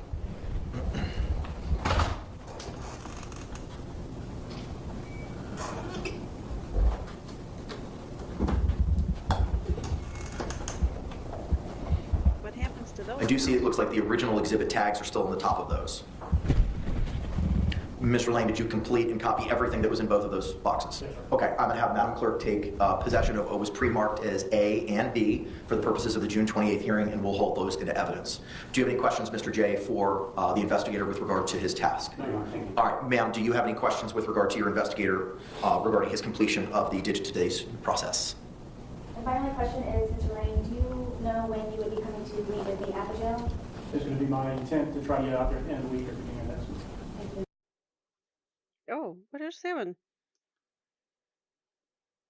That's, it just, Okay, that's fine. Okay. Is it okay if I? Hand it to the deputy. Deputy will have her sign it, and then you can take it. Mr. Lake, is that acceptable, sir?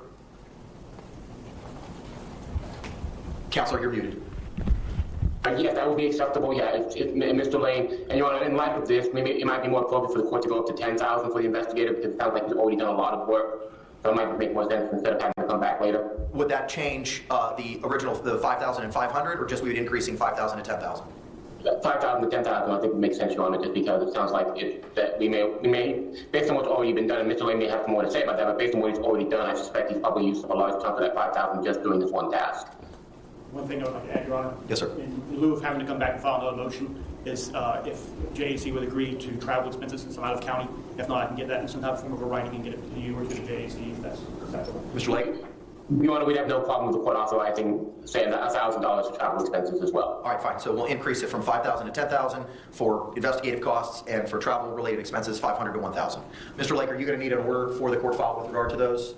We would, Your Honor. Okay, could you submit that? Yes, Your Honor, we will prepare the order and submit it. All right, very good. Just send it to Ms. Barrios, so I believe you have her contact information. Yes, Your Honor. All right, very good. Thank you, sir. Mr. Lake, thank you so much, sir. Yes, sir. All right. Judge Keenan, Yes, ma'am. forgive me. What is his name again? That's Christian Lake. He is an attorney associated with the JAC, the Judicial Administrative Commission, regarding costs for indigent defendants. All right, state from a scheduling perspective or the protocol, which I know I filed a notice of filing of, I'm sure you've had the opportunity to review it. Anything else we need to address from that? We're good on scheduling, Your Honor. Thank you. Okay, thank you. Ma'am, anything else we need to address regarding scheduling or the protocol other than what you've already addressed this morning? Will my investigator be present at anything for and with me? I can't speak to for or anything, but based on what we discussed today, your investigator will be there for the digital review, which will take place no later than September 3rd. Okay, yes, I would like to have some type of witness from He will the be site there. also. He will be there. Mr. J is going to be recording the conversation as he identified previously. Thank you. Now, ma'am, you made reference to some motions that you may have brought with you this morning. Yes, please. All right, if you could hand those to the deputy. Also, to the extent that the deputy has not already done so, I printed out a copy of the July 24th, 2024 protocol regarding your use of the laptop at the jail, and I'm going to ask the courtroom deputy to please hand deliver a copy of that to you. It was mailed to you, it was read to you at the last hearing, but now you have a physical copy of it, ma'am, to the extent one was not already provided to you. Oh, yes, I have not received this yet. Okay. And then also there was another printout that she was going to provide me with, which I believe was a memorandum for today's dates. I haven't, she being who, the captain? Oh, no, I'm not sure her name. Oh, Madam Clerk, no, the only thing she's printed out for you right now, ma'am, is that protocol. I'm going to be finalizing the order, and like I said, I may be able to finish it before we're done with the hearing, and I'll hand deliver it to you. If I cannot, it'll be mailed to you. Yes, I understand. It was regards to another document proposing the dates for today's hearing. And I guess it was some type of notice. That's what, please, that she was going to print out to give to me, so I have that. Okay. Mary? I did not receive that, nor did I receive this protocol list. As to everything else we discussed, can you print out a copy of it? It should be in the court file. All right, ma'am, let me take a moment to review your motions. Give me a moment here. Thank you.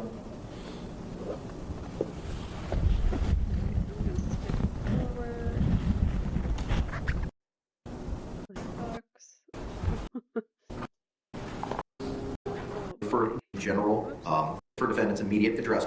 Well, ma'am, with regard to one of your motions, the motion for defendant's immediate address correction, as identified earlier, there was a clerical error using the general P.O. box as opposed to legal mail. That's been remedied. So I'm going to go ahead and grant that motion as that's already been remedied, but I don't have a problem granting your motion for the correct address for any legal mail.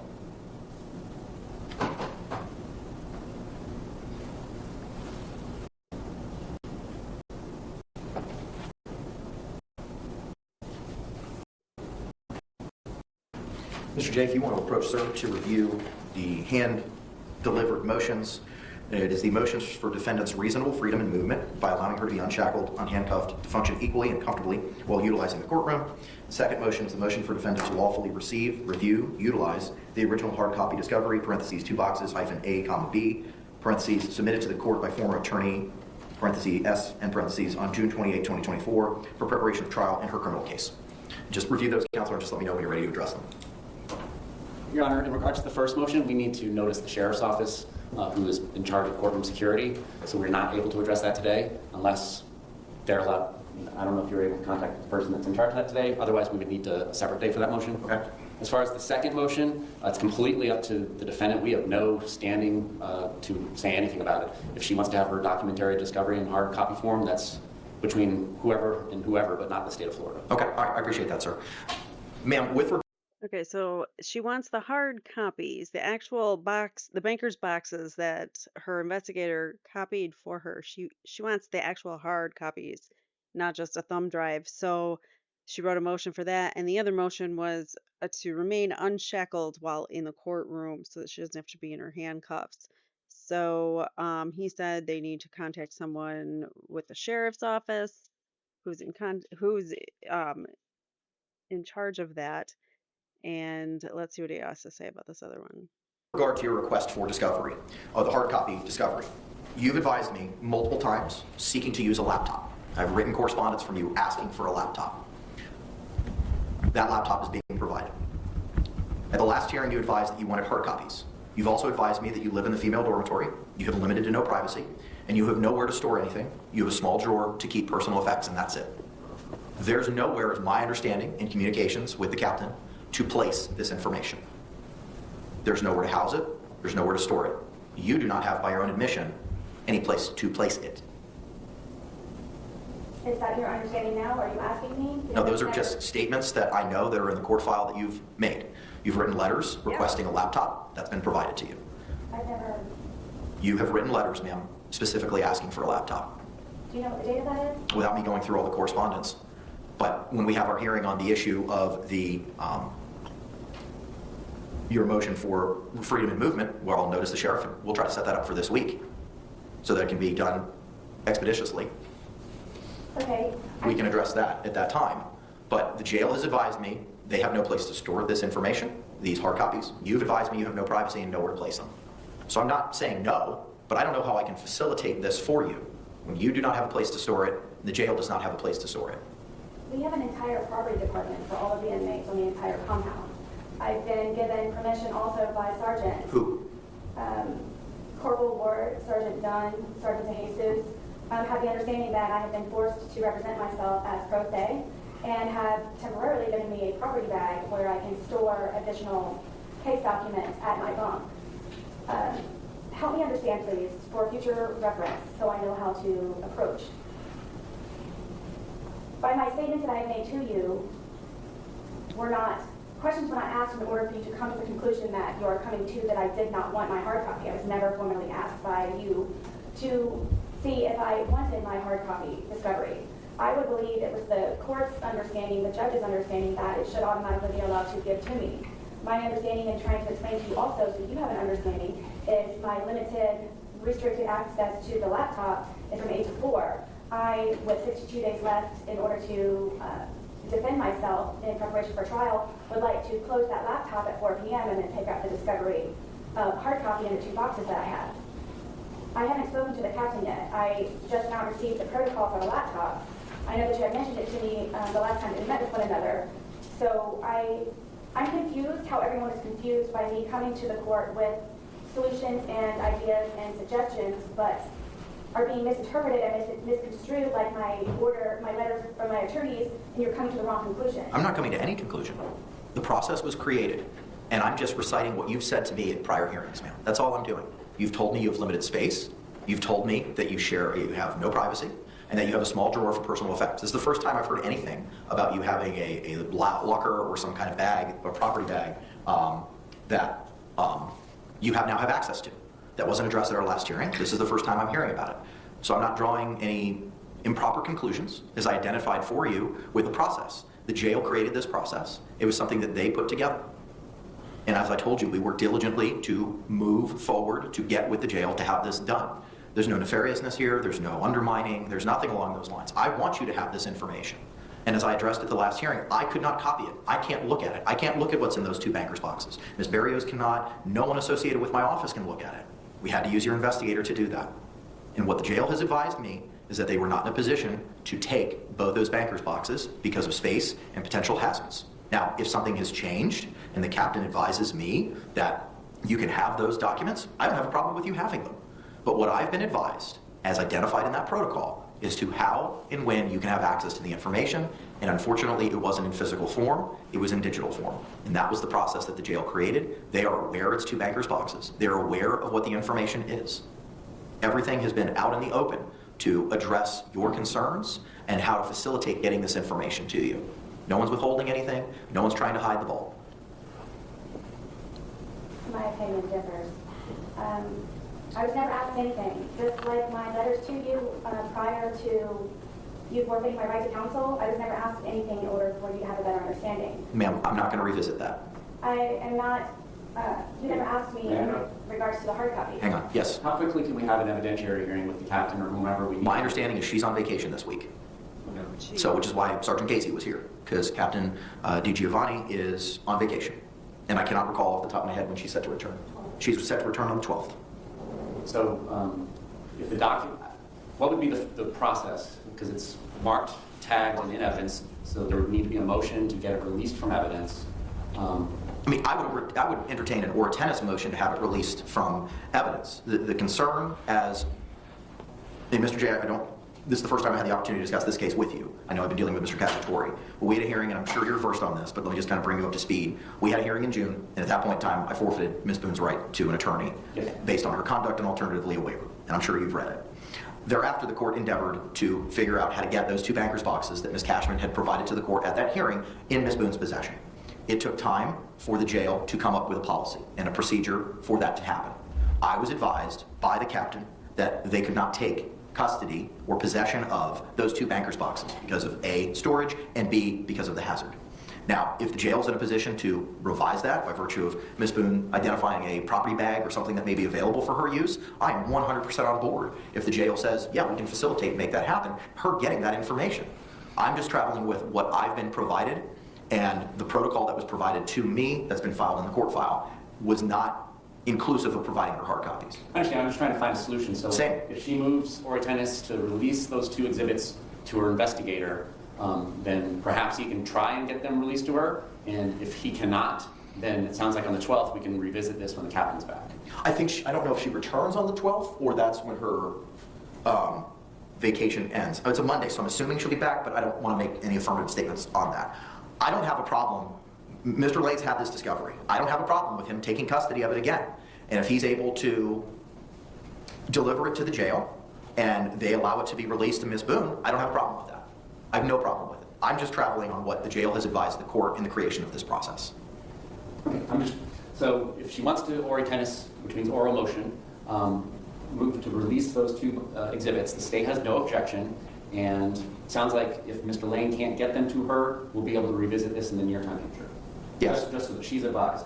So I don't want to ask her, but perhaps the court can ask her about this. Ma'am, the state has recommended a position in an attempt to get you these hard copies. Is that something that you would like the court to, would you like to follow with the state's suggestion and ask of that of the court orally this morning?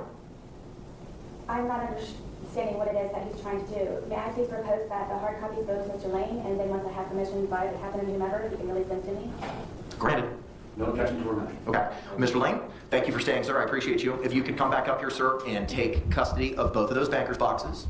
I will have Ms. Barrios coordinate a hearing for the 13th at 8:45. Why not? We cannot do it the 13th because it's pre-trial. You're correct. We will have a hearing on August 14th, if necessary, on Wednesday, August 14th at 1:30, if we need to address the jail's position in taking hard copies if Mr. Lane's unable to have it delivered. And Mr. Lane, you had advised earlier when Ms. Boone had inquired of you as to when you might be able to go visit her. You said the end of this week or by next week. If when you go to visit her by the end of this week or next week, bring that with you and see if the jail would be in a position to take it. If they are, I'm going to ask you to file a similar notice, sir, that that information was provided to the jail on what date and to whom. Okay? All right, thank you. Your Honor? Yes, ma'am. What would the hearing be for on the 14th then, for the jail taking?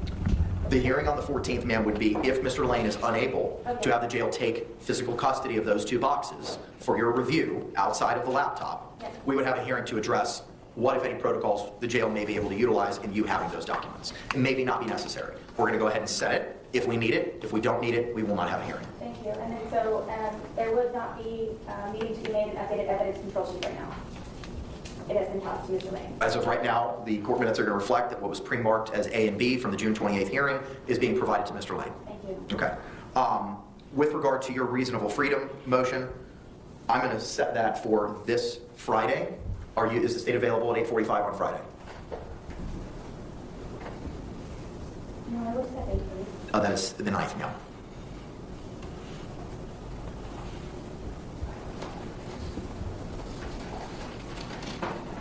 We're available, Your Honor. Okay. Ms. Barrios will coordinate with a representative from the Orange County Jail to address the reasonable freedom motion. Ma'am, I'm going to hand file both of these motions with Madam Clerk, okay? Thank you. All right. Is there anything else we need to address this morning, State? Not from the state. Anything else we need to address, Ms. Boone? Please bear with me, yes, please, one moment. Uh-huh. What was the conclusion for the sensitive issues of having the media incorporated in the courtroom? I need to research that matter a little bit further before I can make an order that would prohibit media access. Do you know what your deadline may be or estimated? It'll be well before the 3rd. That deadline is set for September 3rd at 9 a.m. when we'll have that viewing. I will endeavor to get that done as quickly as possible. Ma'am, you also had asked for a list of the persons that Captain DiGiovanni had provided, the names of the persons at the jail regarding the laptop protocol is Captain Giovanni, Donald Casey, who was here this morning, Stephanie DeJesus, Sonia Robinson, Courtney Battle, and Malik Muhammad. Thank you for that. Would you be able to provide me with a hard copy? I will put that in the order that'll be mailed to you, ma'am. Wonderful, thank you. Okay. If I may, I don't know if I'm allowed to address the state directly. Yeah, you represent yourself, absolutely. How do I go about getting a copy of my phone or utilizing my phone? Is that something that can be brought to the courtroom and during the evidentiary, the physical evidence, that I might be able to utilize that?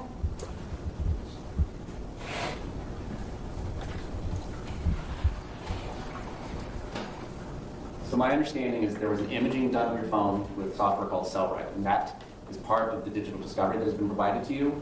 If you are talking about the physical device being re-examined by your own expert, then you would need to find and retain your own expert to do that without giving you legal advice or suggesting that he is the person you hired. I know that defense attorneys in this area hire somebody named Richard Connor, C-O-N-N-O-R, and then that will be between you and the JAC and him, whether or not he wishes to work for you and at what rate, and so on and so forth. And then that examination would be done by him with us being present if we want to be present. Yes, I have reviewed, I believe, 2 or 3 different thumb drives were given to me at one point, where I researched all of them extensively, also included with Mr. Lane, and it is nothing of use. It's primarily cookies and history and so forth. So that's why I don't understand who it is, a legal expert that can give me a mirror download of my entire phone in regards to videos and pictures and contacts. I could probably supply a witness list sooner than later if I were to have accessibility to my phone in regards to my contacts. That's why I didn't know if it would be allowed to have my phone physically here in the presence of everyone, including law enforcement, to be able to physically look at my phone and go through it and to see what I can extract myself while here in the courtroom before trying to figure out how to locate and contact an expert to download all of that to receive. So all of that information should have been downloaded, and I'm not sure what has been provided to you, but we will be double checking that. It has not been provided.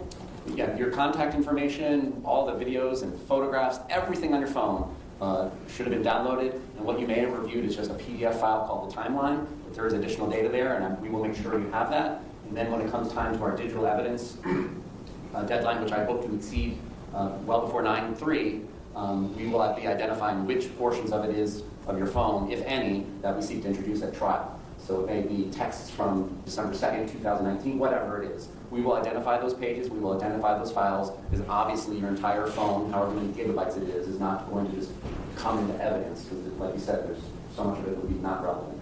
Yes, thank you. So you all have already had access to my phone and have researched it fully?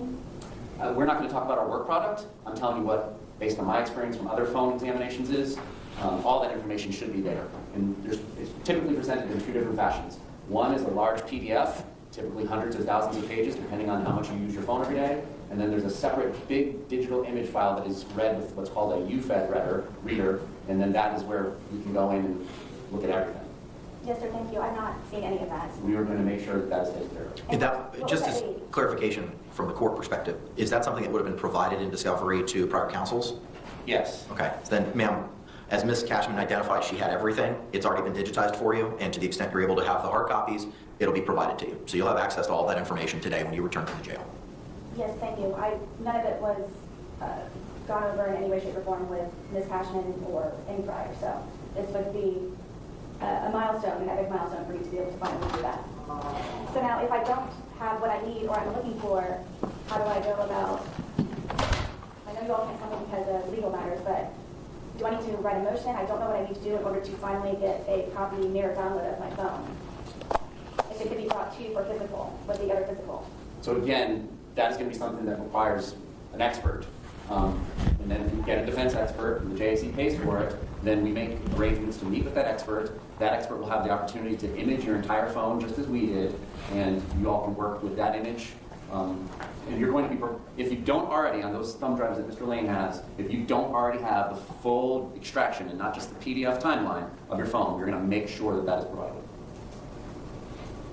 Okay, so that is not able to be included in the other physical evidence that you will supply? No, what I'm saying is there's two different ways that I see phone extractions. One is the PDF, which is what I think you're referring to as the timeline of this communication, so on and so forth. And then there is the actual ginormous file that is read with a UFED program, and all that should be provided to you. Hopefully your laptop can use it. It does take some specifications on the computer to open it. In fact, we're addressing those issues at our office with our own computers. And if it doesn't work, we will cross those bridges as we get there. And I've worked with Mr. Lane before. Just let him know. Mr. Lane knows how to find me. We will work this all out and get what you need. Absolutely, yes. I am grateful for your information. Just to clarify, please, during the physical evidence of me viewing that here in the courtroom, am I not able to physically open my phone and search through it? No, because Okay. it needs to be in a Faraday box where radio signals don't come and go, because anytime you turn on your phone, it changes the contents of the phone. Thank you You're very welcome. much. Ma'am, do you have any other questions? One more, please.